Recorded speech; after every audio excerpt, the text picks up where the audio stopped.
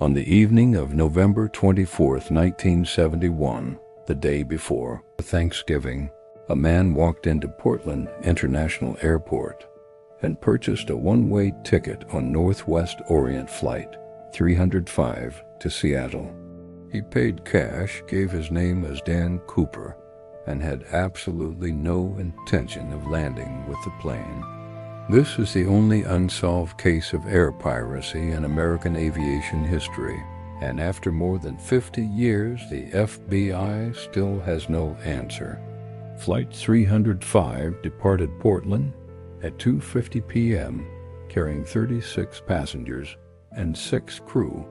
Cooper sat in seat 18E, rear of the aircraft, window seat, aisle access, positioned deliberately. He ordered a bourbon and soda. He was described by crew as mid-40s, dark suit, black tie, white shirt, calm, polite, unremarkable. Shortly after takeoff, he passed a note to flight attendant, Florence Schaffner. She assumed it was a phone number and slipped it into her pocket unread. Cooper leaned over quietly and said, "Miss, you'd better look at that note. I have a bomb." The note described a device in his briefcase and made 4 demands: $200,000 in cash, 4 parachutes, a fuel truck in Seattle, and safe passage out of the country. He simply sat back and finished his drink. The pilot contacted Seattle-Tacoma Airport. Seattle contacted the FBI. The FBI contacted Northwest Airlines President Donald Naira, who made an immediate decision: pay him everything. The FBI assembled $200,000 and used $20 bills, photographed every serial number, and sourced 4 parachutes from a local skydiving school. While the plane circled Seattle for 2 hours burning fuel, the ransom was being prepared on the ground.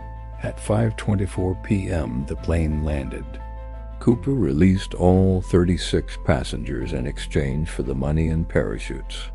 He examined everything carefully, counted the money, and ordered the plane refueled. He instructed the pilot to fly to Mexico City at minimum airspeed, below 10,000 feet, with landing geared down. The pilot told him that would require a fuel stop in Reno, Nevada. Cooper agreed. At 7:40 p.m., Flight 305 took off again. Somewhere over the dark forests of southwest Washington state, between 8 o'clock and 8:30 p.m., the rear air stair of the Boeing 727 was lowered in flight. This was a design feature that existed on no other commercial aircraft before or since. The crew felt a pressure change and saw the stair indicator light. Nobody went back to check. At 8:13 p.m., they felt a bump, consistent with someone jumping from the lowered stair.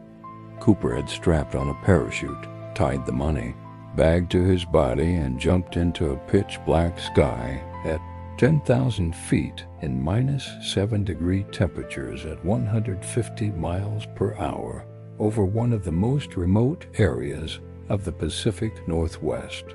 No distress call, no signal, no trace. The FBI launched the largest manhunt in American aviation history. Over 800 suspects were investigated across 5 decades. The military searched the jump zone. Ground teams swept the forests. Divers searched rivers and lakes. They found nothing. In 1972, the FAA mandated a device now known as the Cooper vane, fitted to all 727s, to prevent the rear stair being lowered in flight. A design change made specifically because of one man. In 1980, 9 years after the hijacking, an 8-year-old boy named Brian Ingram was picnicking with his family on the banks of the Columbia River. He found 3 bundles of decaying $20 bills partially buried in the sand. Serial numbers confirmed they were from the Cooper ransom. $5,800 of $200,000 recovered. The rest has never been found.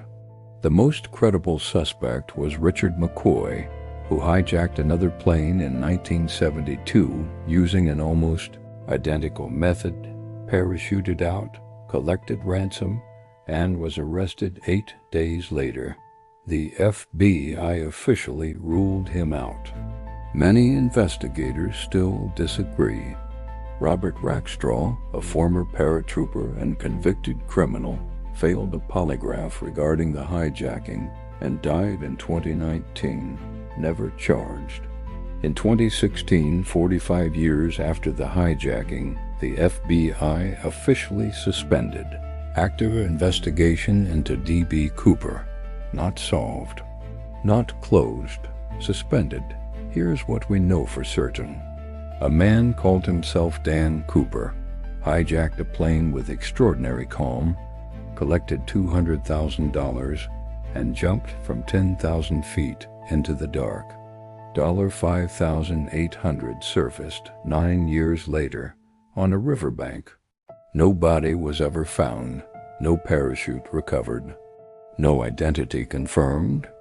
Either D.B. Cooper died in that forest in 1971, his bones undiscovered beneath 50 years of growth, or somewhere a man landed in the dark, walked out of the trees, and lived out his life as someone completely ordinary. The case file remains open. The answer remains unknown. Who was D.B. Cooper? Drop your comments in the comments section. Subscribe and turn on post notification, like and share for more. Thanks for watching. See you in the next video.